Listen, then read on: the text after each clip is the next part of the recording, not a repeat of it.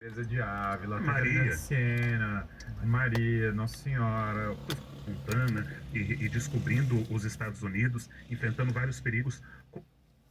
Yellowstone, 1883. Lioness também. Lioness, 1883 Barato. é uma minissérie de 10, acho que são 10 episódios. Genial, genial. Ela é toda narrada em primeira pessoa, a partir de uma personagem feminina que está fazendo a sua jornada de amadurecimento, que está descobrindo o amor, que está fazendo uma jornada para ir para o Velho Oeste americano, aliás, do Velho Oeste para ir para Montana e descobrindo os Estados Unidos, enfrentando vários perigos, corajosa, feminina, forte, assim, uma personagem maravilhosa e feminina, incrível. E o Sheridan ele consegue fazer personagens de mulheres muito fortes sem perder a feminilidade, sem perder a característica materna, sem perder Porque a nada birra muitos disso. desses criadores é que, assim, tradicionalmente você vai achar muitos personagens fortes em contexto religioso. Joana d'Arc, Teresa de Ávila, Catarina Maria. de Siena, Maria, Nossa Senhora, todos você vai achar 500 no contexto religioso, vai ter vários. Até na tradição clássica você vai achar muitos, Antígona, do Sófocles, uma baita personagem, então você vai ter lá. Você vai achar também um contexto muito forte dessas figuras pioneiras. A mulher raiz que sustentava a casa ali que é o imaginário que a gente tem link na nossa cabeça, porque você sempre... Eu tenho um imaginário brasileiro que entrou na minha cabeça, que é o prato marrom transparente. É minha avó. Filtro de barro. Minha avó. Agora você acessou aí a cabeça. Desbloqueou uma memória. Somos netos das bruxas que elas não... das bruxas que eles não queimaram. Aí você vai pra a avó dela tava fazendo tricô, rezando o terço com filtro de barro, voava o chinelo, matava frango. Então existe esse imaginário do Brasil profundo, que é a mulher que, cara, aquela coisa, morreu o marido, desabou um negócio, teve uma tragédia natural, teve um animal selvagem chegava na casa e ela tancava a coisa carregava a família. Carregava a família, que é um contexto muito agrícola, muito culturas tradicionais, você vai ver assim uma coisa meio último samurai, lá o dia inteiro cultivando a terra, fazendo aquela coisa. É que a pobreza no entendimento da palavra força, a gente vê muito nessa física. O personagem forte, tipo, cara, a força ela se manifesta em diferentes formas. Força de caráter, de personalidade. Então é esse entendimento que gera boas histórias. Você vê aquele filme maravilhoso com a Angelina Jolie, que é A Troca, né? Acho que é baseado numa história real, que o filho dela desaparece sequestrado por um serial killer. Ela recebe de volta o filho que não é o dela. E daí o desespero, e daí ela é internada porque ela é louca, porque ela não tá reconhecendo o próprio filho. Cara, uma personagem extremamente forte dentro da fragilidade dela. Ela chora, ela se desespera, ela se vê impotente diante de um mundo que não acredita na palavra dela como mulher. Então, uma jornada incrível, forte, um filme que assim te destroça pra caramba. Então, ser forte é isso também, você permanecer fiel àquilo que você acredita diante de um mundo que não acredita em você. Tem muitas formas bonitas de você fazer personagens femininas e realmente é aquilo que você fala. Eu acho que é só preguiça. Eu acho que é muito fácil você só encaixar... Trocar o skin. Trocar o skin. Eu vou fazer aqui um novo Star Wars 00, um James Bond. Só trocar o gênero e vamos deixar tudo igual. Pode trocar o gênero, mas lembrar que as histórias que a gente falou, Star Wars tem a Princesa Leia. Totalmente. Não, mas ele não conta, porque é a princesa. Putz, aí também... Princesa e guerreira. Fala em Mato princesa Jaba, guerreira. Não, Seus Anéis tem a Elwyn e a Arwen, tem dois personagens fortes. Galadriel original, poxa. Que é gigantesca, e no livro tá mais forte ainda do que a... Meu irmão, tava vendo Robocop outro dia, eu vejo Robocop uma vez por ano. É mesmo? Qual deles? O primeiro. Que ele dá aquela cena O Verhoeven tem uma... Cara, Quer falar de mulher forte? Eu sabia que eu ia sentar nessa mesa. Tem uma coisa sobre o Solano que eu aprendi no podcast que fiz com ele. Que se a gente chegasse no Paul Verhoeven, a gente ia concordar absolutamente. Estamos juntos no Paul Verhoeven. Tem uma energia Starship Trooper, sabe? Absoluta. Que ela é irresistível. E tem um fenômeno novo no YouTube de a geração nova descobrir o Robocop. Sério? Muito maneiro. E aí a galera nova assistindo, e eles embarcam nessa jornada achando que é um filme boboca de um policial que atira nos bandidos. E primeiro que ficam horrorizados com a violência, dizem, não vai ter nada tão violento assim, é bem pesado. Era terror pra todos mim, eles, todos eles terminam, tipo assim, com um respeito pelo Paul Verhoeven. Eu falei assim, caralho, isso é incrível. É um filme profundíssimo, disfarçado de um filme de coisa. Mas eu tava vendo um cara, ele comentou assim, que o Robocop é parceira dele, que é a Lewis, né? Meu irmão, ela é foda. Como a maioria dos personagens do Paul Verhoeven, né? E o cara falou assim, caramba, se rolasse hoje esse filme, alguns idiotas iam entender que ela é woke, que ela é sei lá o quê. Ela é uma belíssima personagem, belíssima, forte, inclusive no sentido físico também, como algumas mulheres o são, muitas vezes melhores até do que o homem, mas ela não perde o feminino, ela tem um olhar sensível, aí tem um monte de camada que a gente qualquer dia faz um programa só sobre fucking Robocop. Mas enfim, Paul Verhoeven é um bom exemplo de personagens masculinos e femininos fortes. Vamos para a penúltima etapa, que é a ressurreição. É uma figura meio zumbi, né? Mas que normalmente a ressurreição do protagonista não é a zumbi. Aliás, tem um símbolo oposto aqui, porque você tem... Cara, que pode entrar uma pira muito louca, eu vou tentar ser breve. Como a Jujuba. Mas você tem meio que o santo e o Nephilim, sabe? Você pode ir pra dois lados. O zumbi, inclusive, tem esse rito das pessoas, você enterra o cara. E aí o cara fica no estado de quase morte e ele volta. Existe um elemento... E aí, claro, isso gera um pânico na cultura pulp. E esse pânico é capitalizado pela cultura pulp. Fala, cara, agora vamos vender esse negócio. E aí você tem essa metáfora do zumbi. A metáfora do Frankenstein é uma outra ainda, né? Porque a metáfora do Frankenstein...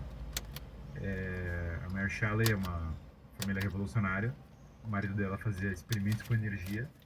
E o Frankenstein é uma mistura. É a quebra das categorias. Homem, mulher, misturado com animal, com tudo mais. E agora é dada a vida e ele está contra a opressão, porque o Frankenstein mata o Dr. Frankenstein. Então é uma obra altamente revolucionária, que tem a ver com essa pira da oligarquia da época de vou dar a vida para seres inanimados, vai para um outro caminho. O zumbi, no entanto, ele é curioso, porque o necromante, na ideia do necromante, existe uma ideia de violação da morte natural. Então, por exemplo, no jogo, você vê, por exemplo, na Bíblia, quando o rei Saul quer invocar Samuel. Então Samuel não era para ser invocado, não é para ter uma invocação de Samuel, isso é uma coisa meio diabólica, tem um elemento meio diabólico que paira sobre a cabeça de Saul. Isso é muito diferente da ressurreição do Cristo ou dessa ressurreição do herói, porque o antinatural, o que é o antinatural? É você parar com o curso da providência, você parar com o curso da ordem natural das coisas, você interferir artificialmente nesse curso. É um pouco a promessa do Star Wars. Se vocês repararem um tema forte de Star Wars, é uma promessa necromante da parte do Imperador. A vingança do Sith é sobre isso. O Imperador toda hora, não, o Sith tem o poder de prevenir a morte, o Sith tem o poder de prevenir a morte e tal, o Sith consegue mudar a voz de maneiras antinaturais, né? Some would consider. Até tem um elemento de sedução aí, meio até erótico. Meio, sei lá, entendeu? Uma coisa meio esquisita. A vingança do Sith tem um outro negócio. Então, o tema do zumbi é esse. O tema do herói que ressuscita, no entanto, né? E aí o zumbi é grotesco porque ele não tá vivo nem morto. Você tá olhando pro zumbi e fala, cara, isso aqui é um homem, mas tem a cara do tem a cara do meu antepassado, entendeu? A saga... Ou até que um Titan aí, que os mais jovens conhecem, tem esse bizarro, né? Porque o Titã é meio que um parente seu, às vezes, e ele é grotesco. Seria a eternidade sem redenção, né?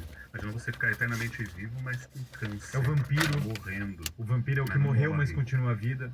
É o anti-santo, porque ele é aquele que quer sugar a vida dos outros para se manter vivo. Literalmente é o parasita, é aquele que tá tirando da vida dos outros. O herói é aquele que é o oposto disso, porque ele não tá sugando. Então os vampiros tiram o sangue porque ele tira a vida do outro para se alimentar. O zumbi come o cérebro porque ele tá tirando aquele que ele não tem. Ele quer pegar a energia vital dos outros. O céu do Dragon Ball, cara, suga as pessoas, porque ele é tipo um parasita. O herói, no entanto, ele é o oposto. Ele entrega a vida dele para que os outros tenham a vida. Ele arranca do próprio para que os outros tenham a vida. E é nesse entregar que ele vive, porque existe algo maior do que a vida imediata dele. E a virada da chave cristã também. E essa necessidade da ressurreição do herói... Ressurreição é coisa cristã. Assim, tudo bem.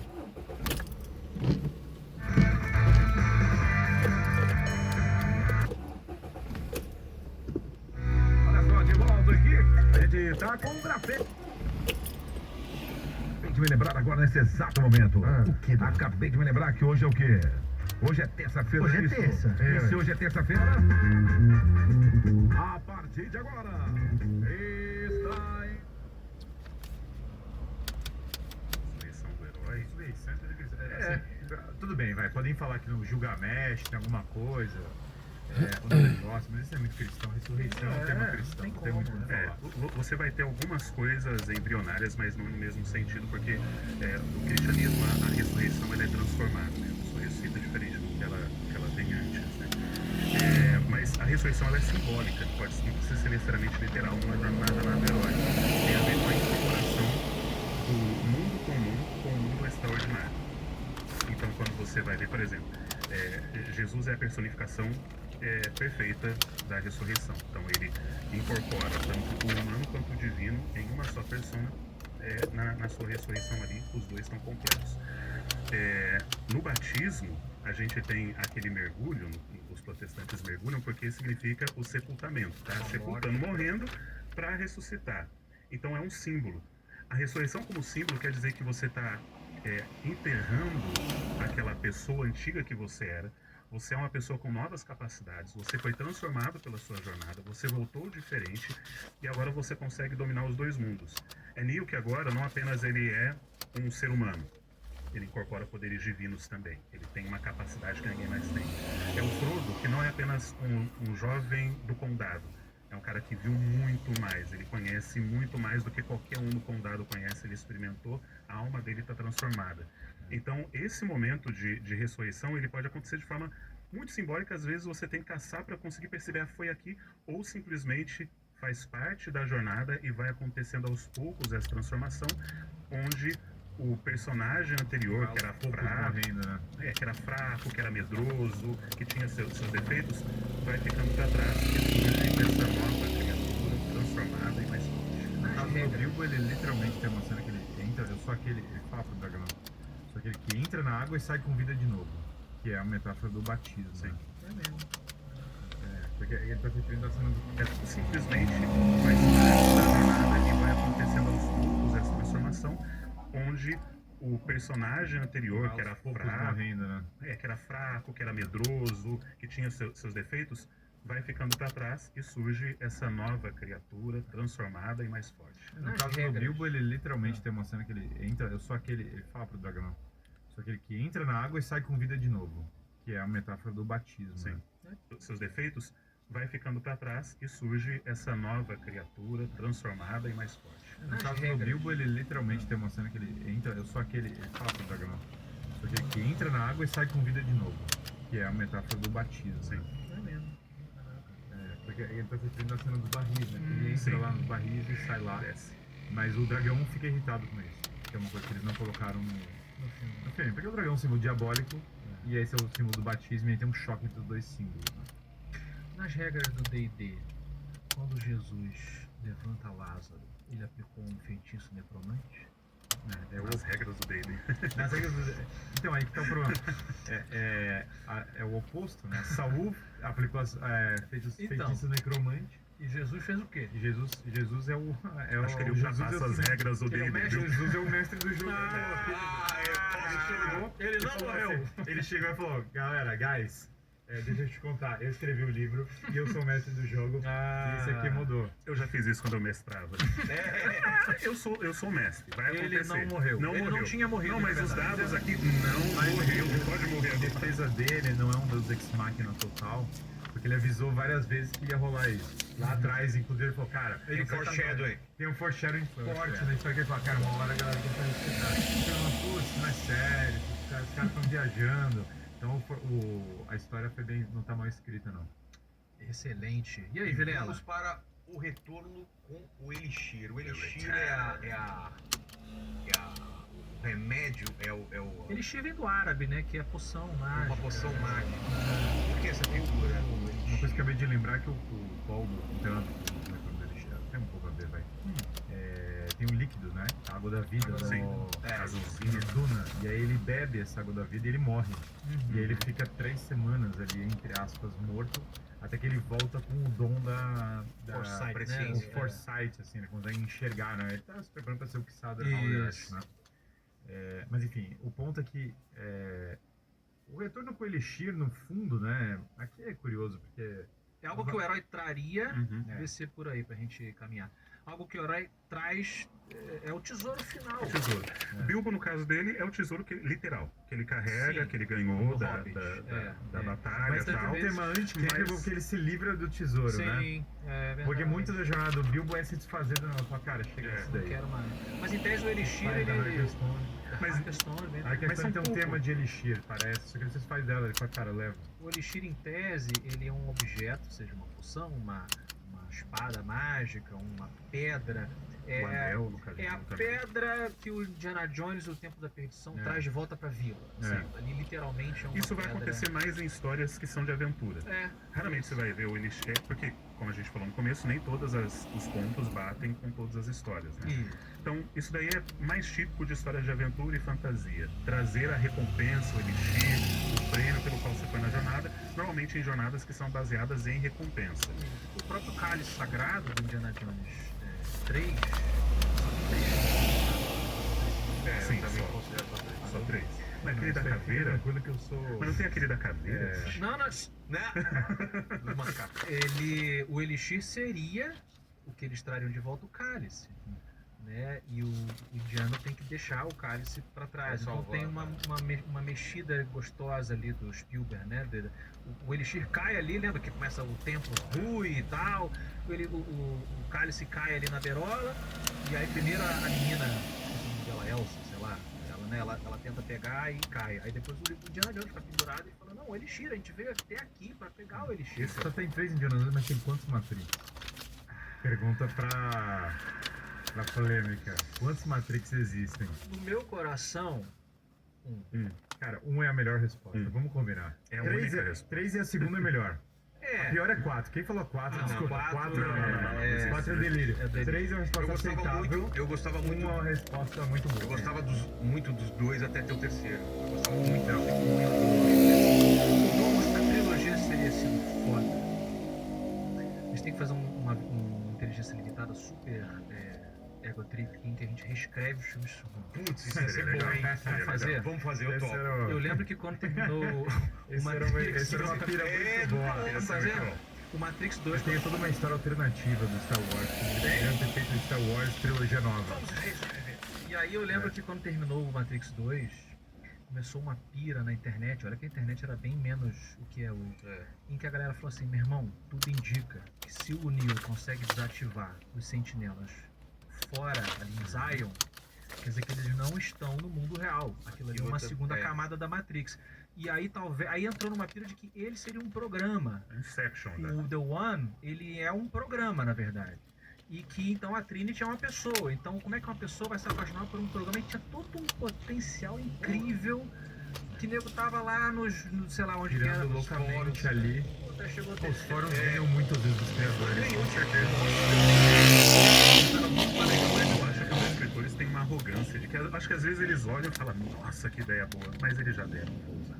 Senão vão dizer Não, os que foi a caras do ideia Lost deles. devem ter ficado muito putos. Porque foi o primeiro episódio, e aí eles devem ter posto na face. Estamos com um bagulho planejado, a galera não vai entender. Primeira crítica. Será que eles estão no purgatório?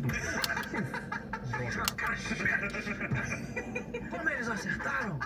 Foi literalmente a primeira coisa que as pessoas falaram. Eles estão todos mortos e tal. Sei que não é bem isso, galera, mas é por aí. Né? Ô, Tucci, manda uma pergunta aí. Ó, Sua antes, camisa de melancias. você Tá tava com meio saudade ansioso dela? hoje. Tava com saudade. Né? Tava, então. Cara, primeiro eu queria falar uma coisa que mais estão falando no chat. O quê? Que o Jurandir tem a voz do Karnal. É Todo mundo verdade. fala isso, Vamos falar cara. direto. Se eu tivesse a inteligência dele, eu estaria mais feliz. Fala que você tá pra fazer uma palestra hoje em Frankfurt. Vou em Frankfurt falando sobre filosofia e sociologia. Vou abrir um bom vinho. Conversar. O Alba faz uma imitação Perfeito. boa. Aquela Não, dancinha né? dele também. Tem. Ó, vamos lá, o Rafael Souza mandou. Por que uma estrutura tão bem validada está sendo contrariada pela grande maioria das produções ocidentais atualmente? Existem bons títulos que vai contra essa estrutura? Quais? Sou fã de todos vocês. Ó, vamos lá. Primeiro eu acho que A estrutura é muito boa, não é perfeita. A estrutura.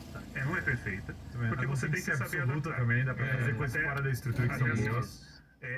O Christopher Vogler foi o cara que adaptou isso para roteiro. Foi o cara que falou assim, gente, se você utilizar essa estrutura para fazer histórias, filmes, vai ser genial. Só que ele mesmo já deixa claro, isso daqui não é uma fórmula. Isso aqui é uma ideia para você se inspirar. É uma estrutura simbólica possível para fazer história. Existem muitas estruturas diferentes além dessa. Eu acredito que a gente está até um pouco já viciado nessa estrutura. Com certeza. Você começa um filme que você já vê o cara saindo do mundo comum, conversando com o mentor, você já sabe, vai ter algum problema, vai ter os amigos, tá? Começa a virar clichê. Começa a virar uma paródia de si mesmo. Exato. Então, eu acho legal subverter e fazer algo diferente, mas para você subverter uma coisa que é genial, você tem que ter muita inteligência e capacidade. Aquilo, você tem que conhecer primeiro a regra muito bem, para depois você criar a exceção. Existem outras estruturas que podem ser usadas, por exemplo, a jornada do herói ela é muito mais ocidental do que oriental. No Oriente, os filmes, séries, livros, os mangás, eles têm a estrutura chamada Kishotenketsu, que é completamente diferente. Pensa na estrutura dos 3 atos, que é basicamente isso daqui, a estrutura de 3 atos. Teve um cara, eu esqueci o nome dele, um grande diretor, ganhou 6 Oscars. Ele falou o seguinte: a estrutura dos 3 atos é: primeiro ato, coloca o protagonista em cima da árvore, criou um problema. Segundo ato, taca fogo na árvore, piorou o problema. Não, é o personagem. Terceiro ato, você tira o personagem da árvore. Então você dá um problema, piora o problema, resolve o problema. Não é só o que o Sr. Miyagi falaria, né? Bota gato no árvore. Tira gato da árvore. Tira o gato da árvore. Bota fogo na árvore. Já o Kishotenketsu, olha como é que é. Seria assim, primeiro ato, são 4 atos. Primeiro ato, coloca o protagonista em cima da árvore. Segundo ato, o protagonista faz amizade com a árvore e começa a conversar com ela. Terceiro ato, o protagonista e a árvore se tornam seres simbiosos. Quarto ato, O anime espírito já. o protagonista descobre que a irmã não estava morta, de onde é essa irmã ninguém sabe, e a irmã o convence a parar com sua vingança. Isso é Attack on Titan. Mano, Total. Muzukashi no Hanashi desu, né? Que? Muzukashi no Hanashi desu, né? Parabéns. Deus te abençoe. O que tinha nessa Jujuba aí? É história difícil. Então, Eu diria Sérgio Sacani, complicado isso. Complicado isso aí. Então você vai ver, por exemplo, Parasita. Parasita é uma história genial que não segue a jornada do herói em absolutamente nada. Ele é uma mistura de 3 atos com Kishotenketsu, é uma baguncinha, as coisas vão ficando mais complicadas. Então, existem outras estruturas que podem e até devem ser exploradas para você quebrar um pouco os paradigmas. Só que o que você tem que entender? A jornada do herói é a que está arquetipicamente mais fácil na nossa cabeça. Quando começa a jornada do Você herói... pode se aproximar ou afastar dela, mas ela é uma referência. Ela é uma referência clara que facilita muito na hora de escrever.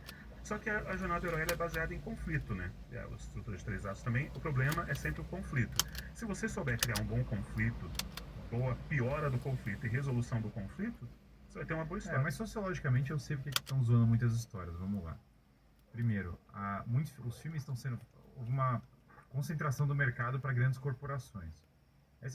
Então você não vê mais tanto cinema, aquele cinema tão autoral. O cara que é o dono do filme... Cara, o George Lucas é o dono do bagulho. Cinema O cara arte, pegou né? um empréstimo no banco para fazer um negócio, entendeu? Por isso que ele ficou tão rico. É aquele cinema feito ao modo monarquia. Tem o líder, o cara vai fazer a visão do negócio e tal. Na verdade, tem uma corporação com conselho disso, conselho daquilo. Chega o outro lá, o cabelo azul, o departamento de marketing, o comitê do não sei o quê, e o cara chega e dá lá, e alguém falou, o primo do tio do diretor achou que podia ter o não sei o quê. Então, esse já é um primeiro problemaço. Chega a galera do compliance e fala, pro investidor tal, vai ter que ter uma meta. Cara, eles têm literalmente, né? Software de diversidade com indicadores de diversidade que tem que bater, tipo assim, uma meta. Não, cara, faltou um negócio. É corporação pura e simples, não tem alguém, às vezes não tem, difícil até pra você encarar isso, às vezes não tem alguém pensando isso, tá? É simplesmente um processo burocrático já definido que tá copy-paste para vários negócios. E aí o problema de você não ter alguém que banca uma história é que fica repetitivo, você começa a olhar várias coisas, parece a mesma história, infinitamente, parece que sempre é remake eterno, que o cara tá parasitando uma história do passado. Triple remake.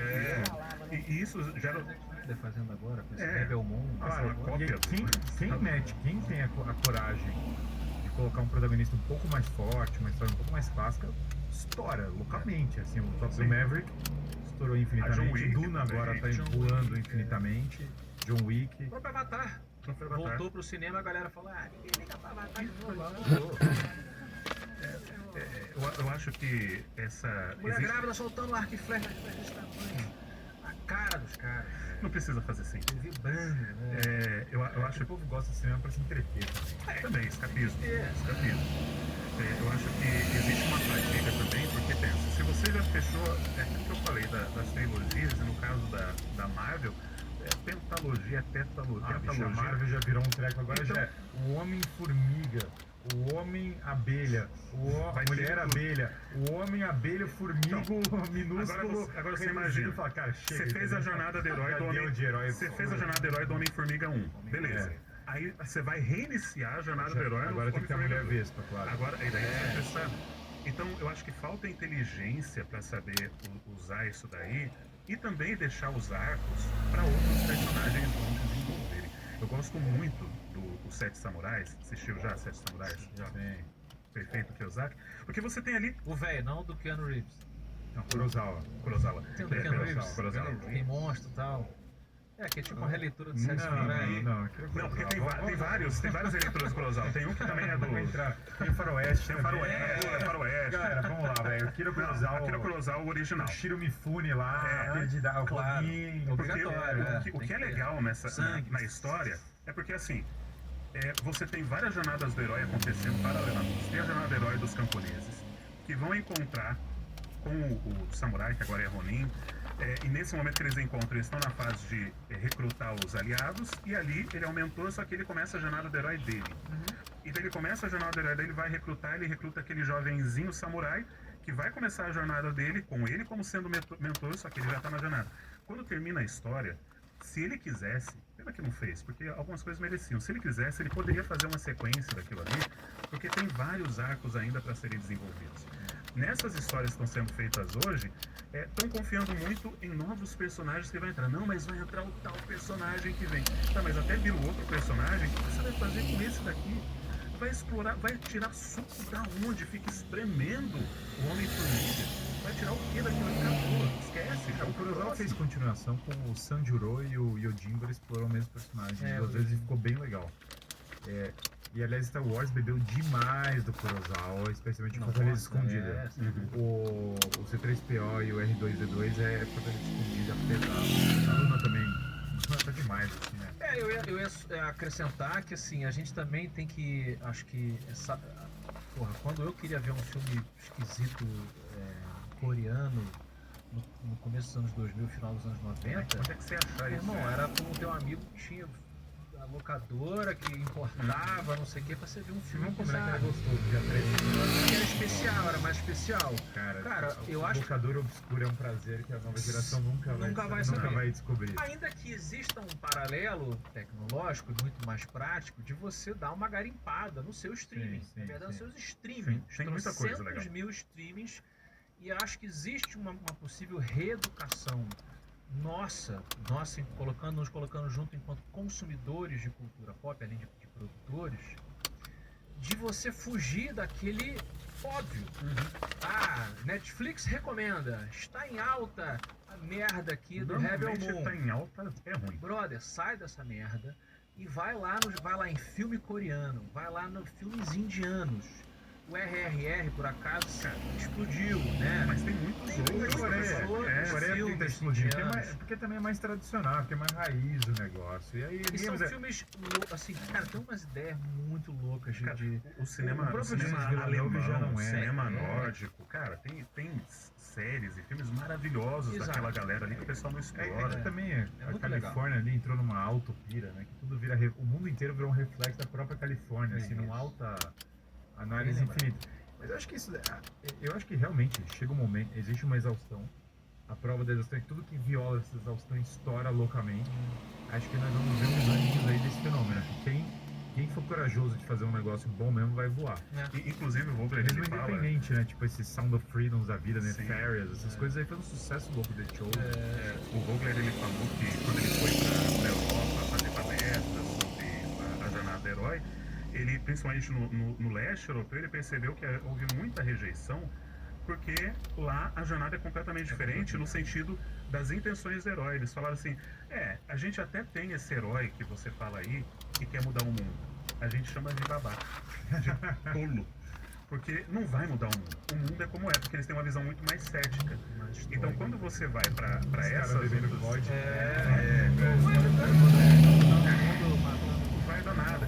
Então existem outras formas de ver e é legal a gente se expor a esses outros filmes, outras literaturas, de outros povos, porque te ilumina mais. O problema dos escritores modernos é que eles se retroalimentam. O cara quer escrever fantasia, ele só quer ler Tolkien. Mas ele não entende que Tolkien, para escrever, ele leu literatura clássica, mitologia grega, nórdica. Ele leu de tudo.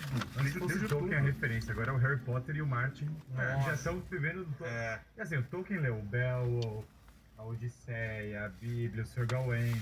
Aí beleza, então o cara não vai ler igual o Tolkien. Não apenas leu, né? Traduziu então, tudo beleza, isso. vamos ler o Tolkien. Só que agora a gente já tá na fase de, cara, vou ler Harry Potter e Martin e é Jogos isso. Vorazes. Não chega, Tolkien já me dá. Tolkien, vai, beleza, vou ler Senhor dos Anéis. Silmarillion, Silmarillion. demais. Começa a dar muito trabalho. Tolkien, inclusive, traduziu a Bíblia, traduziu o Beowulf, traduziu... O cara era genial. É um problema do cinema. O cara quer assistir o Tarantino, os outros caras do negócio, já não quer voltar pro John Ford, pro Kurosawa, pros caras que esses Buscar caras... as referências